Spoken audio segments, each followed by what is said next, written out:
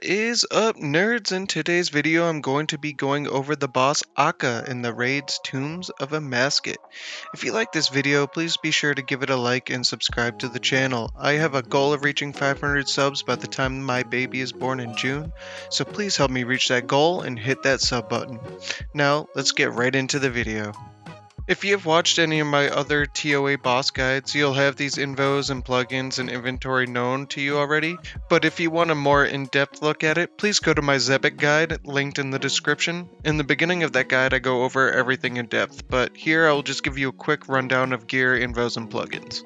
So for range, I just use Full Crystal, Abofa, Anguish, Barrow's Gloves, Lightbearer, Aver's Assembler, and Rada's Blessing. For melee, I use a Bando's top and bottom, Face Guard, Prims, Torture, Dragon Defender, a Fang, and Ferocious Gloves. And for magic, I use an Aram's top and bottom, Eternal Boots, Occult Necklace, Tormented Bracelet, an Ellie Ward, and Trident of the Swamp. Now of course, this is just what I'm using. You can mix and match wherever you feel like it and whatever you have, whether you're an iron and you don't have some of this gear, or you're a main and you just can't afford some of this gear and don't have it, or whatever. This is only a 150 invo raid, so honestly you can use a lot less than what I'm using, but yeah, so just choose whatever you got and go from there. For potions, we're just going to bring a ranging pot to pre-pot with, an anglerfish to pre-heal with, 3 Cerebrews, 4 Super Restores, a Sandfruit Serum, and Divine Super Combat.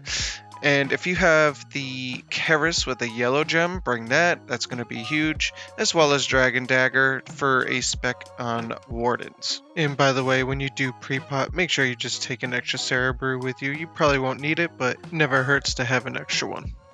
So, assuming we just got done with Kefri, we're going to come over here and deposit our Super Combat, or Divine Super Combat.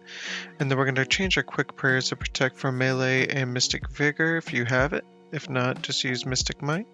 And then we're going to always choose Power from the Ghost for our first supply bundle. So we choose Power, and we're going to throw on our magic stuff here, just because magic will be the first attack style we will use against Akkha. So we're going to go head on in, and we're going to have a little puzzle room here. It's pretty easy. Over here is where you can grab a pickaxe if you store one here. Highly suggest doing so, otherwise you have to use the bronze pickaxe that they supply.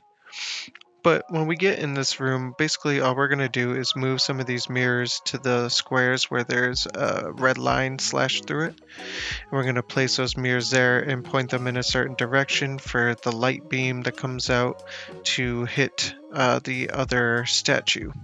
So we're just going to be picking up these mirrors here that have a gray square underneath them and place them in these squares, and then adjust the alignment of the mirrors to get them in the right position. So once you get all 3, sometimes it's 2, we're gonna run in position and wait to mine the centerpiece. And we're gonna place this down, move over, and we're gonna adjust it. Now we're gonna run 1 square behind it, and once that turns green, we're gonna press the rock and it's going to give us an extra hit.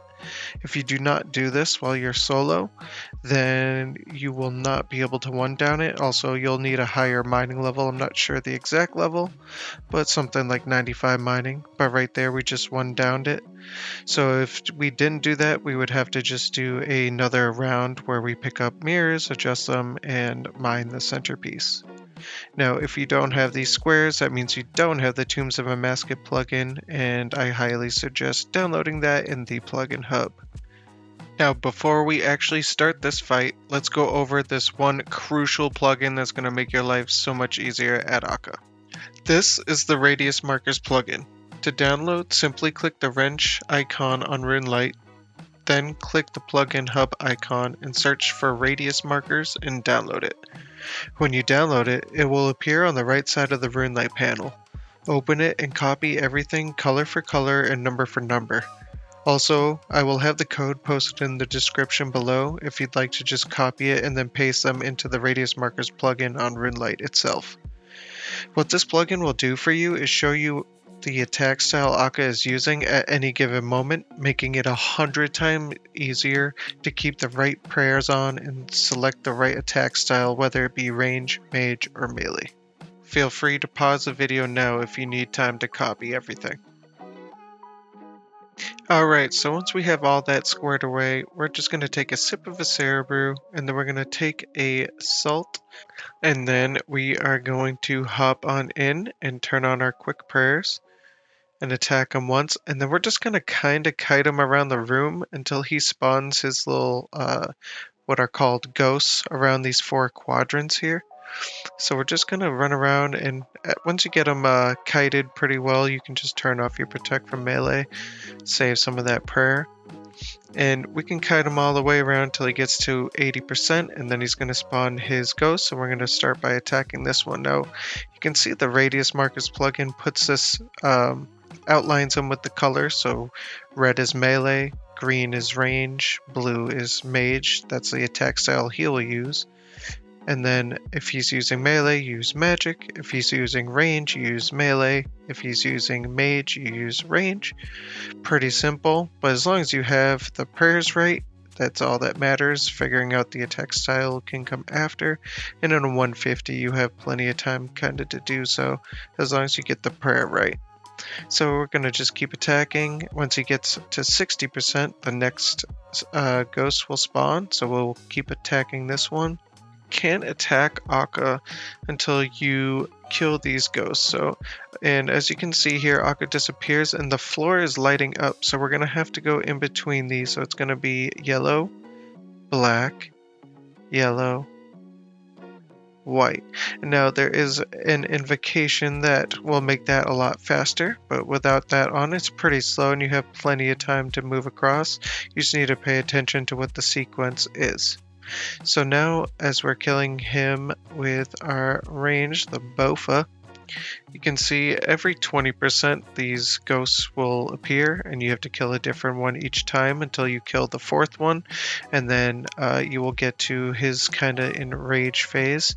So this special attack he just used makes us black, so every time we move, we spawn little orbs, and if we run into them, they can deal massive damage, turn your prayer off, stuff like that.